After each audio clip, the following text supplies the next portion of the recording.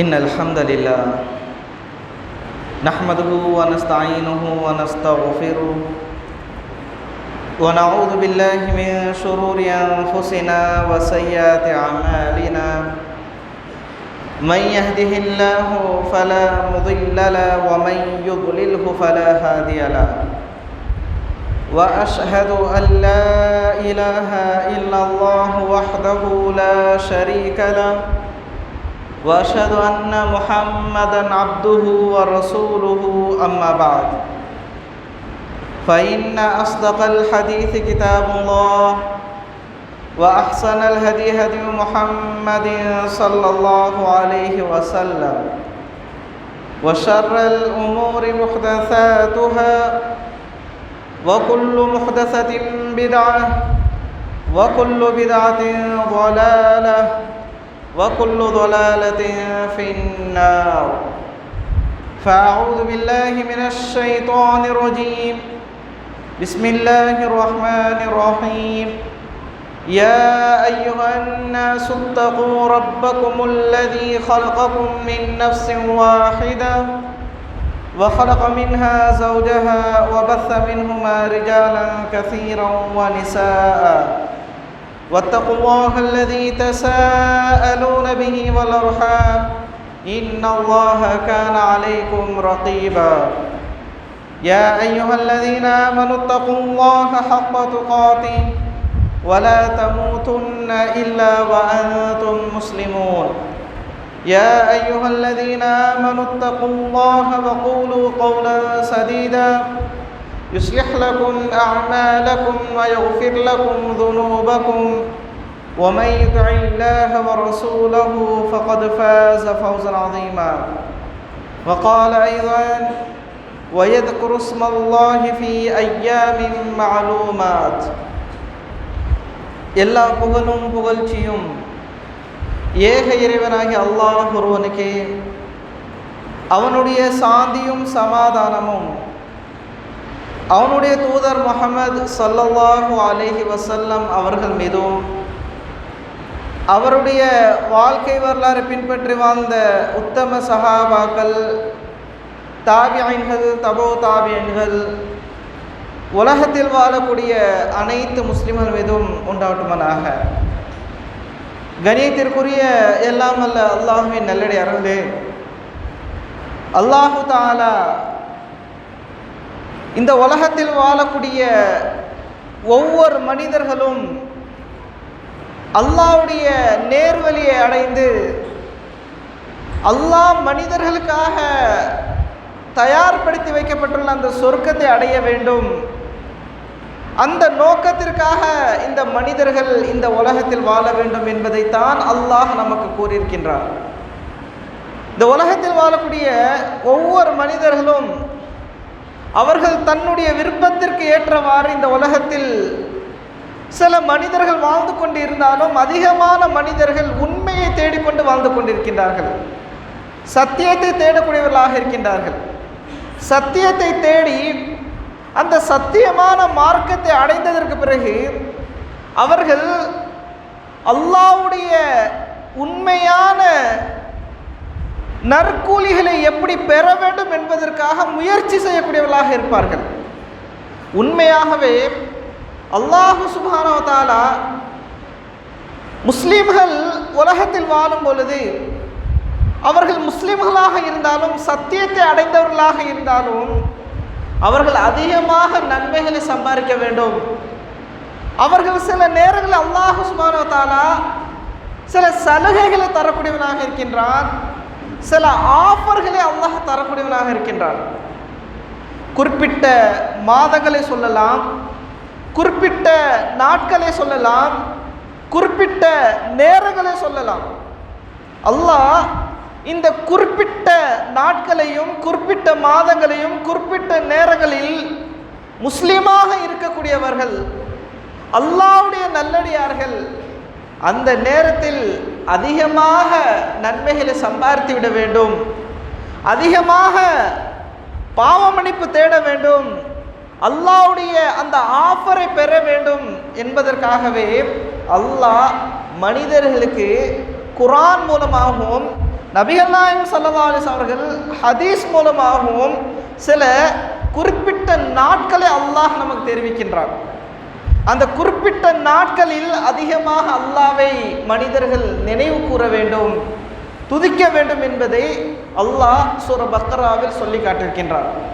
வயத்குரு ஸ்மல்லாஹி ஃபீ அய்யாமி மாலூமாத், அல்லாஹ்வின் பெயரை குறிப்பிட்ட நாட்களில் அவர்கள் கூறுவதற்காகவும், அல்லாஹ் சில நாட்களில் தினமும் அல்லாஹ்வுடைய பெயர்கள் நாம் கூறிக்கொண்டே தான் இருக்கின்றோம், அல்லாஹ்வை அதிகமாக திக்ர் செய்து கொண்டு தான் இருக்கின்றோம். ஆனால் அல்லாஹ் குறிப்பிட்ட நாட்கள் என்று சொல்லும் பொழுது அந்த குறிப்பிட்ட நாட்களுடைய சிறப்பு எப்படி இருக்கும், என்னவாக இருக்கும் என்பதை நாமெல்லாம் தெரிந்து கொள்ள வேண்டும். இதற்கு முன்பு அல்லாஹ் ஒரு முக்கியமான புனிதமான ஒரு மாதத்தை நமக்கு ஏற்படுத்தி கொடுத்தார். ரமலானுடைய மாதம் இருக்கின்றது, ஒரு மகத்துவமான மாதம், புனிதமான மாதம். அந்த மாதத்தில் அல்லாஹ்வை அதிகமாக வணங்க வேண்டும், நோன்பு நோக்க வேண்டும், தான தர்மங்கள் செய்ய வேண்டும், அல்லாஹ்விற்காக நிற்க வேண்டும், குர்ஆனை ஓத வேண்டும், அல்லாஹ்வை அதிகமாக நினைவு கூற வேண்டும். இப்படி பல இபாதத்களை நாம் அந்த மாதங்களில் செய்தோம். சில மனிதர்கள் செய்திருந்திருப்பார்கள், சில மனிதர்கள் தவறிவிட்டிருப்பார்கள். இப்படி இருக்கும் பொழுது அல்லாஹ் சுப்ஹானஹு வ தஆலா அடுத்த சில நாட்களுக்கு பிறகு இன்னும் ஒரு குறிப்பிட்ட நாட்களை அல்லாஹ் நமக்கு தருகின்றார். நாமெல்லாம் இன்னும் இன்ஷா அல்லாஹ் சில தினங்களுக்கு பிறகு துல்ஹஜுடைய மாதத்தை அடையக்கூடியவர்களாக இருக்கின்றோம். இந்த துல்ஹஜுடைய மாதம் இருக்கின்றதே, அது எவ்வளவு மிகப்பெரிய முக்கியத்துவமான நன்மை அடையக்கூடிய ஒரு மாதமாக இருக்கின்றது தெரியுமா? அந்த துல்ஹஜுடைய மாதத்தில் அல்லாஹ் ஒரு புனிதமான ஒரு இபாதத்தை அல்லாஹ் அடக்கி வைத்திருக்கின்றார். நாமெல்லாம் ஊர்களில் பார்க்கலாம், அதிகமான செல்வந்தர்கள், அவர்கள் வசதி வாய்ந்தவர்களாக இருப்பார்கள். அல்லாஹ்வுடைய கடமையை நிறைவேற்றுவதற்காக ஹஜ்ஜுக்கு செல்வார்கள். அவர்கள் எப்போது செல்வார்கள்? துல்காய்தாவுடைய இறுதியில் செல்வார்கள். துல்ஹஜுடைய மாதத்தில் அங்கே சென்று விடுவார்கள். அங்கே துல்ஹஜுடைய மாதத்தில் அல்லாஹ்வுடைய கடமைகளை, அல்லாஹ்வுடைய ஷாயிர் என்று சொல்லக்கூடிய அந்த சின்னங்களை அவர்கள் என்ன செய்வார்கள்? கண்ணியப்படுத்துவார்கள். அல்லாஹ் குர்ஆனில் சொல்லி காட்டியிருக்கின்றானே, வமை யுஅத்திம் ஷாயிர் அல்லாஹ், யார் அல்லாஹ்வுடைய அந்த அத்தாட்சிகளை, அந்த சின்னங்களை கண்ணியப்படுத்துகின்றார்களோ அவர்கள் உண்மையான தக்வாதாரிகள் என்று அல்லாஹ் சொல்லி காட்டியிருக்கின்றான்.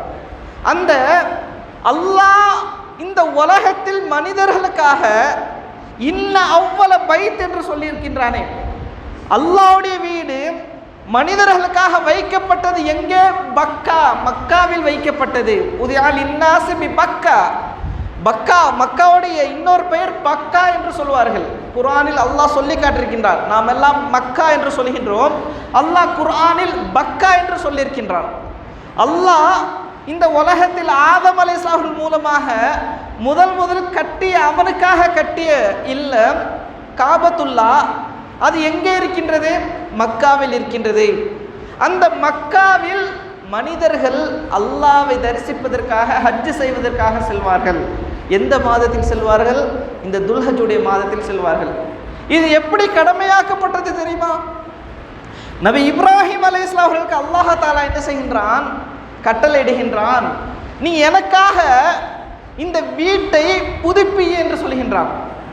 வயது எர்ஃபா இப்ராஹிமுல் கவாயித மினல் பைத் வ இஸ்மாயில், அல்லாஹ் குர்ஆனில் சொல்லி காட்டுகின்றான், அல்லாஹ்விற்காக ஏற்கனவே கட்டப்பட்ட ஒரு வீடு நூஹ் அலைஹிஸ்ஸலாமுடைய காலத்திற்கு பிறகு தரமாற்றப்பட்டது.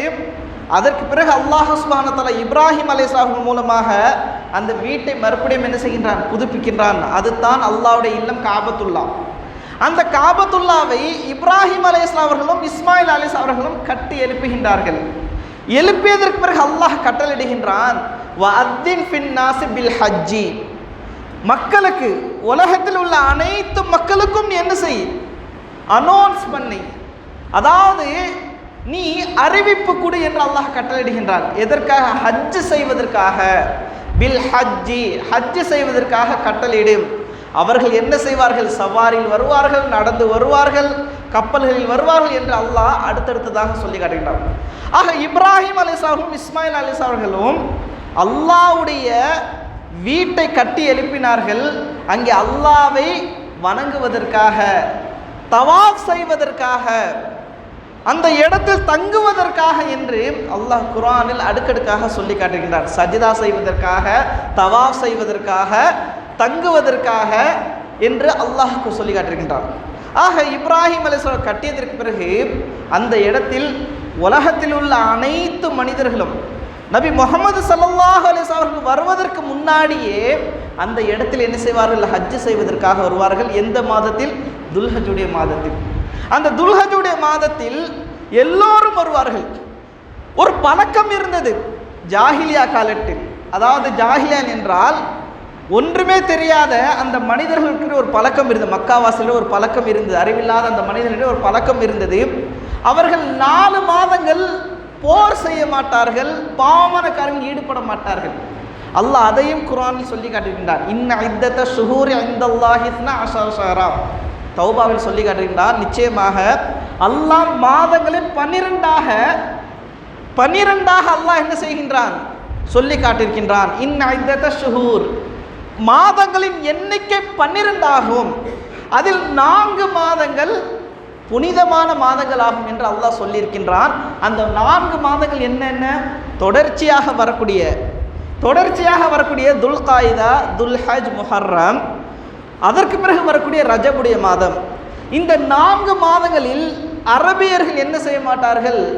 யார் எதிரியாக இருந்தாலும், பகைவர்களாக இருந்தாலும் அவர்கள் போர் செய்ய மாட்டார்கள், பாவமான காரியம் ஈடுபட மாட்டார்கள். அவர்கள் அல்லாவை பயந்து வாழக்கூடியவர்களாக இருந்தால், எப்பொழுது இஸ்லாம் வருவதற்கு முன்னாடி, இஸ்லாம் வந்ததற்கு பிறகு கூட இந்த 4 மாதங்களுக்கு புனிதப்படுத்தினார்கள். துல்காயிதா மாதம், துல்ஹஜ் மாதம், முஹர்ரம் மாதம், ரஜபுடைய மாதத்தில் அவர்கள் என்ன செய்வார்கள்? அல்லாவை அதிகமாக வணங்குவார்கள், பாவமான காரியம் ஈடுபட மாட்டார்கள். துல்ஹஜுடைய மாதம் வந்துவிட்டால் அவர்கள் என்ன ஆகிவிடுவார்கள்? அந்த மக்காவாசிகள் ஹஜ்ஜு செய்வதற்காக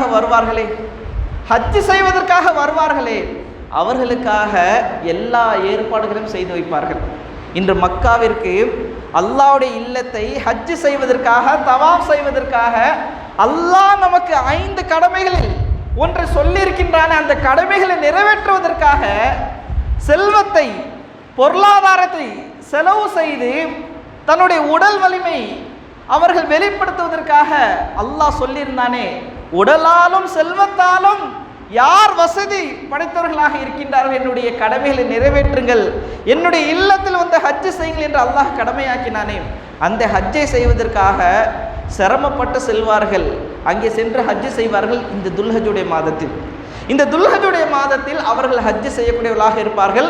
அங்கே ஹாஜியார்களுக்கு, ஹாஜி அதாவது ஹஜ்ஜு செய்ய வரக்கூடியவர்களுக்கு அங்கே உள்ள மக்காவாசிகள், அங்கே உள்ள அரபியர்கள் அவர்கள் ஏற்பாடு செய்து கொண்டிருப்பார்கள். ஆக இதுதான் இந்த துல்ஹஜுடைய மாதத்தின் ஒரு சிறப்பாக இருக்கின்றது. இப்ராஹிம் அலைஹிஸ்ஸலாம் அவர்கள் அல்லாஹ்விற்காக வீடு கட்டினார்கள். மக்கள் அந்த கடமையை நிறைவேற்றக்கூடியவர்களாக இருக்கின்றார்கள். சரி, ஹஜ்ஜு செய்யாதவர்கள் என்ன செய்ய வேண்டும்? இந்த துல்ஹஜுடைய மாதத்தில் ஹஜ்ஜு செய்யக்கூடியவர்கள் அங்கே ஹஜ்ஜு செய்ய சென்று விட்டார்கள். வசதி இல்லாதவர்கள், பொருளாதாரம் இல்லை, உடல் வலிமை இல்லை, அவர்கள் என்ன செய்ய வேண்டும்? அவர்களுக்கும் நபிகள் நாயகம் ஸல்லல்லாஹு அலைஹி வஸல்லம் அவர்கள் இந்த துல்ஹஜுடைய மாதத்தின் சிறப்புகளை அழகாக சொல்லி காட்டினார்கள். அல்லாஹ் சுப்ஹானஹு வ தஆலா குர்ஆனில் சூரத்துல் ஃபஜ்ரில் வல் ஃபஜ்ர் வலையாலின் அஷ்ர் என்று சத்தியமிட்டு சொல்லி காட்டுகிறார். விடியற் காலையின் மீது சத்தியமாக, 10 இரவுகளின் மீது சத்தியமாக என்று சத்தியமிட்டு சொல்லும் பொழுது அந்த 10 இரவுகள் என்ன என்பதை மார்க்க அறிஞர்கள், முஃபஸ்ஸிர்கள் விளக்கமாக சொல்லும் பொழுது அதில் இமாம் இப்னு கசீர், இப்னு அப்பாஸ் ரதியல்லாஹு அன்ஹு அவர்கள், இப்னு ஜுபைர் ரதியல்லாஹு அன்ஹு அவர்கள், முஜாஹித் ரஹ்மத்துல்லாஹி அவர்கள், இப்படி எல்லாம் உள்ள இந்த மார்க்க அறிஞர்கள் இந்த 10 இரவுகள் என்பது துல்ஹஜ் மாதத்தின் முதல் 10 நாட்கள் ஆகும் என்று சொல்லியிருக்கின்றார்கள். துல்ஹஜுடைய பிறை தென்பட்ட உடனே அன்று இரவில் இருந்தது ஆரம்பமாகின்றது. அந்த முதல் 10 இரவுகளில் அவர்கள் என்ன செய்வார்கள்? அந்த முதல் 10 இரவுகள் அதிகமாக அல்லாஹ்வை வணங்கக்கூடியவர்களாக இருந்தார்கள். எப்படி ரமலானுடைய மாதத்தில் கடைசி 10 நாட்களில் ஒவ்வொரு முஸ்லிம்களும் இரவில் நின்று அல்லாஹ்வை வணங்கினார்களோ, துதித்தார்களோ, அவர்கள் தஸ்பீஹ் செய்தார்களோ, அதே போல துல்ஹஜுடைய ஆரம்ப 10 நாட்கள் அதிகமாக அல்லாஹ்வை வணங்கக்கூடியவர்களாக இருந்தார்கள், நினைவு கூறக்கூடியவர்களாக இருந்தார்கள். அதே போல இந்த துல்ஹஜுடைய 10 நாட்களில் சஹாபாக்கள் எந்த அளவிற்கு ஆர்வமாக அமல்கள் செய்யக்கூடியவர்களாக இருந்தார்கள் தெரியுமா? இப்னு உமர் ரலியல்லாஹு அன்ஹு அவர்கள் சொல்லியிருக்கின்றார்கள், நபிகள் நாயகம் ஸல்லல்லாஹு அலைஹி வஸல்லம் கூறியதாக, உலக நாட்களில் மிகவும் அமல்கள் செய்வதில் அல்லாஹ்வுக்கு மிகவும் ஓப்பான விருப்பமான நாட்கள் துல்ஹஜுடைய 10 நாட்கள் ஆகும்.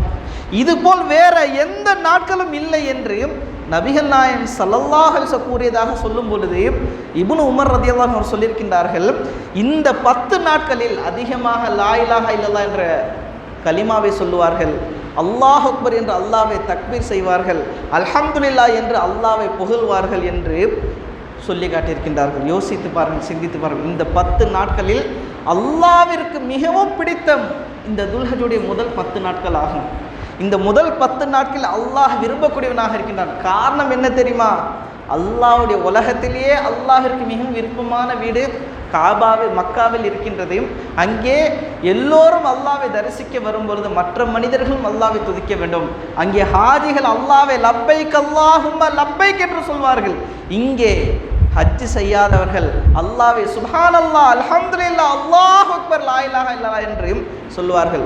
இன்னும் வரலாற்றில் வருகின்றது, கடை வீதிகளில், மதீனாவுடைய கடை வீதிகளில் சஹாபாக்கள் அதிகமாக தக்பீர் சொல்லிக்கொண்டே இருப்பார்கள். துல்ஹஜுடைய மாதத்தில் ஆரம்ப 10 நாட்கள் ஐயாமு தஷ்ரீக் முடியும் வரை அவர்கள் என்ன செய்வார்கள்? கடை வீதிகளில் அதிகமாக தக்பீர் சொல்லிக்கொண்டே இருப்பார்கள். இப்னு அப்பாஸ் ரலியல்லாஹு அன்ஹு அவர்கள் அறிவிக்கின்றார்கள், ரசூலுல்லாஹி ஸல்லல்லாஹு அலைஹி வஸல்லம் கூறியதாக, துல்ஹஜ் மாதத்தில் முதல் 10 நாட்களில் செய்யப்படும் நல்ல அமல்களைப் போல அல்லாஹ்விற்கு பிரியமான அமல் வேறு இல்லை என்று நபிகள் நாயகம் ஸல்லல்லாஹு அலைஹி வஸல்லம் சொல்லும் பொழுது அப்பொழுது சஹாபாக்கள் கேட்டார்கள், யா ரசூலல்லாஹ், அல்லாஹ்வின் பாதையில் போர் செய்வதை விடவா, அல்லாஹ்வுடைய பாதையில் ஜிஹாத் செய்வதை விடவா சிறந்தது என்று கேட்கும் பொழுது ஆம் என்று பதில் சொன்னார்கள். ஏனென்றால் சஹாபாக்கள் அப்பொழுது நினைத்து கொண்டது என்னது தெரியுமா?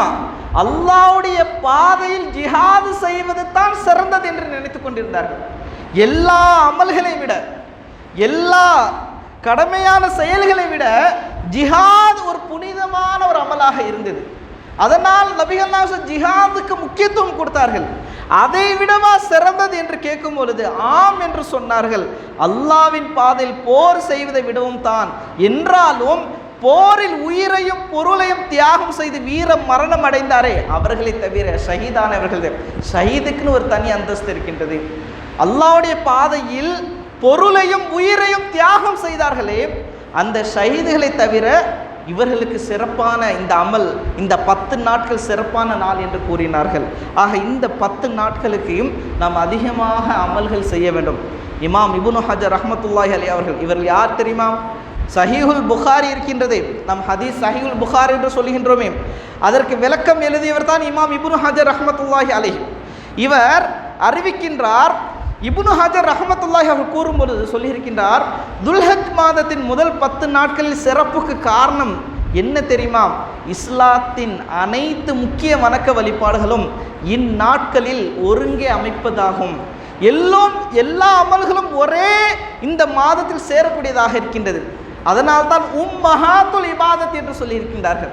இந்த உம்மஹாத்துல் இபாதத் என்றால் இந்த துல்ஹஜுடைய மாதத்தில் ஆரம்ப 10 நாட்களில் எல்லா அமல்களும் ஒன்றிணையும். என்னென்ன அமல்கள்? தொழுகை, 5 வேளை தொழுகை, ஃபர்லான தொழுகை நாம் தொழுகின்றோமே, அதையும் நாம் என்ன செய்வோம்? இந்த துல்ஹஜுடைய மாதம் தொழுது கொண்டிருப்போம். நோன்பு இருக்கின்றதே, ரமலானுடைய மாதம் நாம் நோன்பு வைப்போம். அதே போல இந்த அரஃபாவுடைய நாளில் நாம் நோன்பு வைப்போம் அல்லவா, அந்த நோன்பும் இந்த துல்ஹஜுடைய ஆரம்ப 10 நாட்டில் வந்துவிடும். அதே போல தான தர்மங்கள், ஜக்காத் யாருக்கு கடமையாக்கப்பட்டது, ரமலான் மாதத்தில் எப்படி ஜக்காத் கொடுப்பார்களோ அதே போல துல்ஹஜுடைய மாதத்திலும் ஜக்காத்தை கொடுப்பார்கள், தர்மங்கள் செய்வார்கள். ஹஜ் இருக்கின்றதே, அந்த ஹஜ்ஜும் என்னவாகும்? கடமையாகும். ஆக ஒரு மனிதன் முஸ்லிமாக ஆவதற்கு புனியல் இஸ்லாம் அலா ஹம்சின் என்று நபிகள் நாயகம் ஸல்லல்லாஹு அலைஹி வஸல்லம் சொன்னார்களே, இஸ்லாம் 5 தூண்களில் கட்டப்பட்டது என்று சொன்னார். முதலாவது தூண் என்னது? கலிமா. ஒரு மனிதன் முஸ்லிமாக ஆக வேண்டும் என்றால் கலிமா சொல்ல வேண்டும், ஷஹாதா கலிமா சொல்ல வேண்டும். அதற்கு பிறகு ஒவ்வொரு கடமைகளையும் செய்ய வேண்டும். தொழுகையை நிறைவேற்ற வேண்டும், ஜக்காத்தை கொடுக்க வேண்டும், நோன்பு நோற்க வேண்டும், ஹஜ்ஜு செய்ய வேண்டும். இந்த 5 அமல்களும் ஒரே இந்த துல்ஹஜுடைய மாதத்தில் நிறைவேறக்கூடியதாக இருக்கின்றது. அதனால் தான் இமாம் இப்னு ஹஜர் ரஹ்மத்துல்லாஹி அவர்கள் மஹாத்துல் இபாதத் கூடக்கூடிய ஒரு மாதம் என்று சொல்லியிருக்கின்றார்கள். ஆக கண்ணியத்துள்ள அல்லாஹ்வுடையார்களே, இந்த துல்ஹஜுடைய மாதத்தில் இந்த ஆரம்ப 10 நாட்கள் இருக்கின்றதே மிக சிறந்த நாட்களாக கருதப்படுகின்றது. இந்த ஆரம்ப 10 நாட்களில் நாம் அதிகமாக அல்லாஹ்வை நினைவு கூற வேண்டும். நம்மளுடைய பரலான தொழுகையை அதிகமாக நாம் ஜமாத்துடன் நிறைவேற்ற வேண்டும். தான தர்மங்கள் அதிகமாக செய்ய வேண்டும். பெற்றோர்களுக்கு செய்ய வேண்டிய கடமைகளை சரியாக நாம் செய்ய வேண்டும். நோன்பு நோற்க வேண்டும். நபிகள் நாயகம் ஸல்லல்லாஹு அலைஹி வஸல்லம் அவர்கள் சில ஹதீஸ்கள் வருகின்றது, நபிகள் நாயகம் ஸல்லல்லாஹு அலைஹி வஸல்லம் அவர்கள் 10 நாட்களில் இந்த 9 நாட்கள் நோன்பு நோட்டார்கள் என்ற ஹதீஸ்களில் வருகின்றது. ஆக இந்த துல்ஹஜுடைய மாதத்தில் பிறை 1 9வது நாட்கள் வரை அரஃபா நாள் வரை நாம் நோன்பு நோற்க வேண்டும். இது ஒரு பக்கமாக இருந்தாலும் இன்னும் சில அமல்கள் அடுத்தடுத்ததாக வருகின்றது. அடுத்தாவது துல்ஹஜுடைய 10வது நாளில் ஈதுல் அத்ஹா என்று சொல்லப்படுகின்றது. 9வது நாளில் யௌமு அரஃபா, அரஃபாவுடைய தினம் என்று சொல்லப்பட அதுக்கு தனி சிறப்பு இருக்கின்றது. நபிகள் நாயகம் ஸல்லல்லாஹு அலைஹி வஸல்லம் அரஃபா நாளில் நோன்பு நோற்க வேண்டும் என்று சொன்னார்கள். யார் அரஃபா நாளில் நோன்பு நோற்கின்றார்களோ அவர்கள் செய்த முன்பின் பாவங்கள் மன்னிக்கப்படுகின்றன என்று சொன்னார்கள். அதே போல யௌமு 10வது நாள் இருக்கின்றது ஈதுல் அத்ஹா என்று சொல்கின்றது. அந்த ஈதுல் அத்ஹா ஒரு நபியை குறிப்பிட்டு ஒரு நபியுடைய தியாகத்தை ஞாபகப்படுத்தக்கூடிய நாளாக இருக்கின்றது. இப்ராஹிம் அலைஹிஸ்ஸலாமுடைய தியாகத்தை ஞாபகப்படுத்தக்கூடிய ஒரு தினமாக இருக்கின்றது. அதைத்தான் குர்பான் என்று சொல்வார்கள். குர்பான் இருக்கின்றதே, இந்த குர்பானுடைய அர்த்தம் என்ன தெரியுமா? குர்ஆனில் அல்லாஹ் சுப்ஹானஹு வ தஆலா ஆதம் அலைஹிஸ்ஸலாமுடைய சந்ததியினர்கள் ஹாபில் காபிலை பற்றி அல்லாஹ் குர்ஆனில் சொல்லும் பொழுது இது கர்ரபா குர்பானன் ஃபதகுபில மின் அஹதிஹிமா, அவர்கள் தியாகம் செய்தார்கள், குர்பானை கொடுத்தார்கள் என்று அல்லாஹ் சொல்லி காட்டுகிறார். அன்றைய காலகட்டத்தில் அவர்கள் என்ன குர்பானை கொடுத்திருப்பார்கள்? அன்றைய காலகட்டத்தில் ஹாபில் காபில் 2 மனிதர்களும் அந்த மனிதரும் என்ன செய்தார்கள்? ஹாபில் அவர் என்ன செய்தார்? கால்நடைகளை மேய்க்கக்கூடியவராக இருந்தார். காபில் விவசாயம் செய்யக்கூடியவராக இருந்தார். அப்பொழுது என்ன கடமை? குர்பானி ஒரு இபாதத்தாக இருந்தது. அல்லாவிற்கு செய்ய வேண்டிய கடமை. நாமெல்லாம் தொழுது கொண்டிருக்கின்றோம், நோன்பு நோக்கின்றோமே, அதே போல் அன்றைய காலகட்டத்தில் குர்பானி என்பது ஒரு இபாதத்தாக இருந்தது, தியாகமாக இருந்தது. அதாவது நமக்கு விரும்பிய, நமக்கு பிடித்த, நாம் விருப்பப்படக்கூடிய ஒரு பொருளை அல்லாவிற்காக தியாகம் செய்வது, அதுதான் குர்பான் என்று சொல்வார். இந்த குர்பான் என்பதற்கு கரீப் குர்ப், அல்லாஹ்வுடைய நெருக்கத்தை பெற வேண்டும் என்றால், நாம் அல்லாஹ்வுடைய நெருக்கத்தை பெற வேண்டும் என்றால் நாம் ஒரு பொருளை தியாகம் செய்ய வேண்டும். இது ஆரம்ப காலத்தில் அல்லாஹ் சுப்ஹானஹு வ தஆலா ஆதம் அலைஹிஸ்ஸலாம் அவர்களை இந்த பூமியில் அனுப்பியதற்கு பிறகு ஆரம்ப காலத்தில் அல்லாஹ்வுடைய நெருக்கத்தை பெறுவதற்காக குர்பானி ஒரு இபாதத்தை அல்லாஹ் கடமையாக்கியிருந்தான். நாம் இப்பொழுது தொழுகை மூலமாக அல்லாஹ்வுடைய நெருக்கத்தை பெறுகின்றோம். ஆனால் அன்றைய காலகட்டத்தில் குர்பானி தான் ஒரு மிகப்பெரிய ஒரு இபாதத்தாக இருந்தது. அல்லாஹ் ஏதாவது ஒரு விஷயமாக இருந்தால் குர்பானி கொடுங்கள் என்று அல்லாஹ் கட்டளையிடுவான். அப்போது ஹாபில் காபில் குர்பானி கொடுத்தார்கள். ஹாபிலும் காபிலும் குர்பானி கொடுக்கும் பொழுது இதில் யார் இறையச்சவாதிகளாக, உண்மையாகவே அல்லாஹ்வை பயந்தவர்களாக, தக்வா உள்ளவர்களாக இருந்தார்களோ அவர்களுடைய குர்பானி அல்லாஹ் என்ன செய்தான்? ஏற்றுக்கொண்டான்.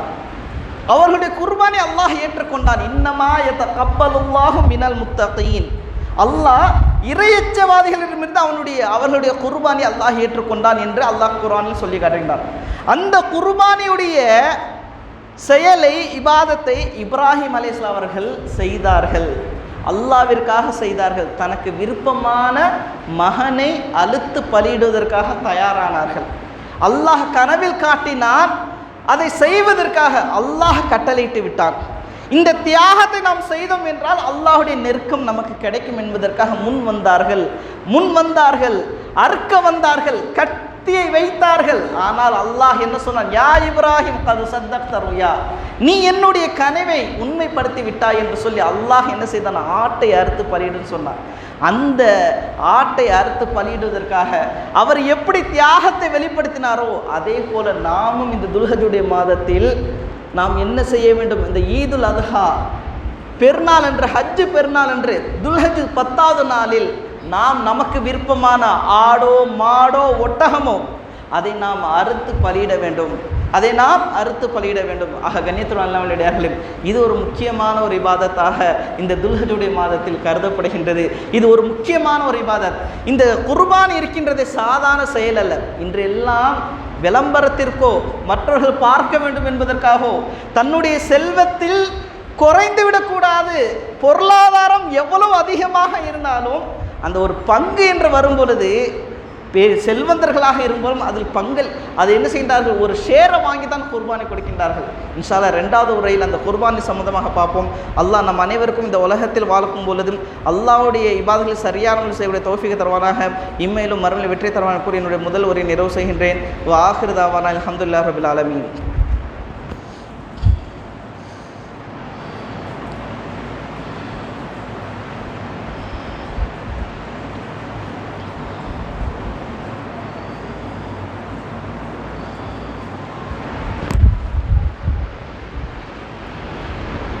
நஹ்மதுஹு வ நுஸல்லி அலா ரசூலிஹில் கரீம். அம்மா பாத்.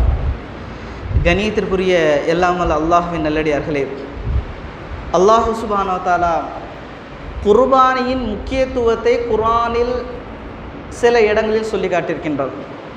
சூரா கௌசரில் அல்லாஹ் சுப்ஹானஹு வ தஆலா இன்னா அஅதைனா கல் கௌசர் ஃபஸல்லி லிரப்பிக வன்ஹர்.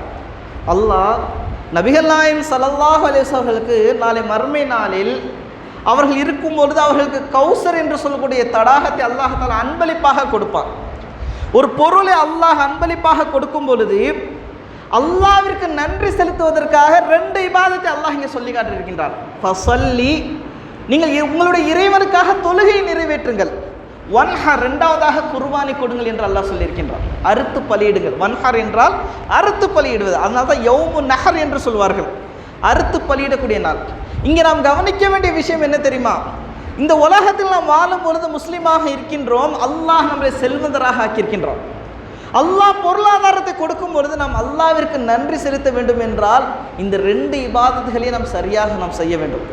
2இல் 1வது கண்டிப்பாக நாம் செய்ய வேண்டும். தொழுகையை நிறைவேற்ற வேண்டும். தொழுகையை நாம் நிறைவேற்ற வேண்டும்.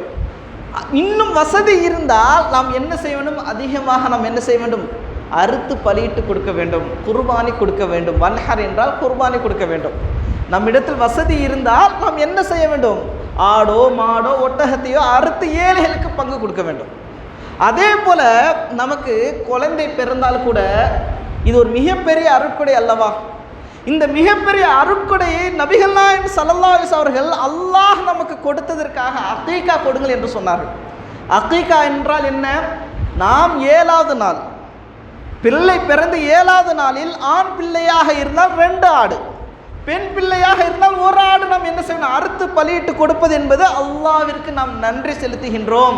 அல்லாஹ் எனக்கு என்ன செய்திருக்கின்றான்? ஒரு வாரிசை கொடுத்திருக்கின்றான், பிள்ளையை கொடுத்திருக்கின்றான் என்று. அதே போல தான் அல்லாஹ் சுப்ஹானஹு வ தஆலா குர்பானி என்று வரும்பொழுது அல்லாஹ் வசதியானவர்களுக்கு அல்லாஹ் சொல்லியிருக்கின்றான், குர்பானியை நிச்சயமாக இந்த வசதியானவர்கள் கொடுத்தே தீர வேண்டும்.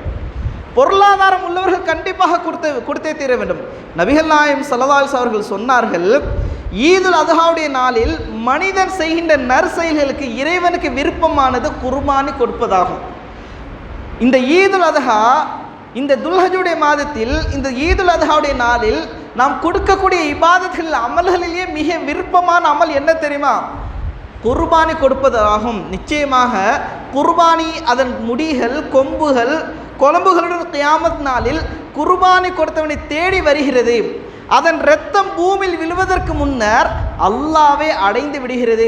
எனவே மன நிறைவோடு குர்பானி கொடுங்கள் என்று நபிகள் நாயகம் ஸல்லல்லாஹு அலைஹி வஸல்லம் அவர்கள் கட்டளையிட்டிருக்கின்றார்கள். யோசித்து பாருங்கள், நாம் செல்வந்தர்களாக இருக்கும் பொழுது, பணக்காரர்களாக நாம் இருக்கும் பொழுது அல்லாஹ் எல்லா வசதியும் கொடுத்திருக்கின்றான். ஒரு மாட்டில் 7 ஷேர் வாங்க, 7 ஷேரில் 1 ஷேராக நாம் எடுக்க வேண்டும். நமக்கு அல்லாஹ் வசதி கொடுத்திருக்கும் பொழுது நாம் எவ்வளோ பெரிய கார்களை வாங்குகின்றோம், ஃபோன்களை வாங்குகின்றோம். 50,000 ரூபாய்க்கு 30,000 ரூபாய்க்கு 40,000 ரூபாய்க்கு நாம் ஃபோன் வாங்குகின்றோம்.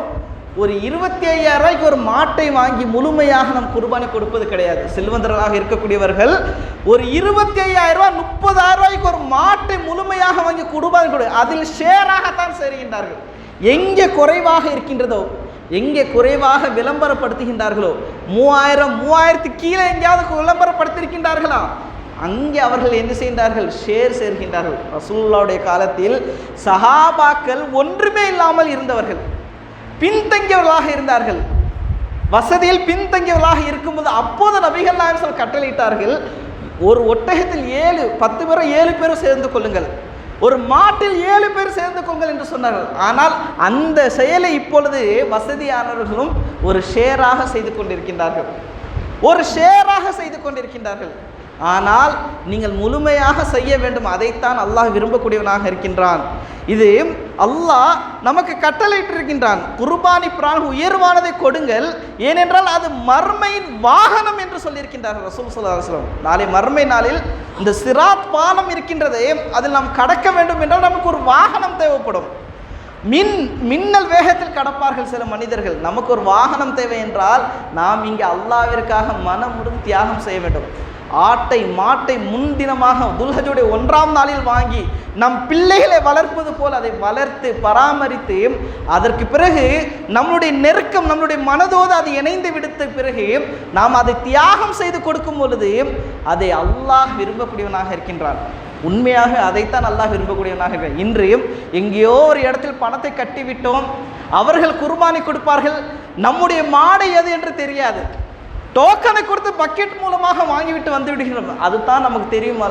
ஆனால் குர்பானி கொடுக்கும்போது நம் பக்கத்தில் இருந்தது தெரியாது, அதை அல்லாஹ் எப்படி குர்பானி கொடுத்தார்கள் என்று தெரியாது. இப்படி வசதி நிறைந்த இந்த காலகட்டத்தில் நம்முடைய மனிதர்கள், நம்முடைய முஸ்லீம்கள் வாழ்ந்து கொண்டிருக்கிறார்கள். கண்ணியத்துடன் அல்லாஹ்வுடைய கடமைகளை சரியாக நிறைவேற்றுங்கள், முழுமையாக நிறைவேற்றுங்கள்.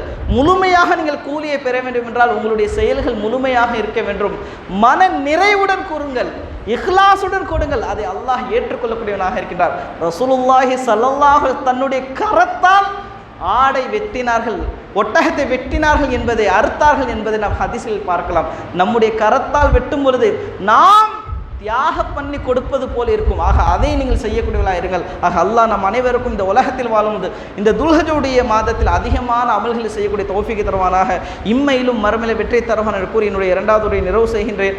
இன்னல்லாஹ யஅமுரு பில் அத்லி வல் இஹ்சான் வ ஈதாஇல் குர்பா வ யன்ஹா அனில் ஃபஹ்ஷாஇ வல் முன்கர் வல் பக்ய் யஇதுக்கும் லஅல்லக்கும் ததக்கரூன் உذ்குருல்லாஹ யذ்குருக்கும் வதுஊஹு யஸ்தஜீப் லக்கும் வ லذிக்ருல்லாஹி அக்பர்.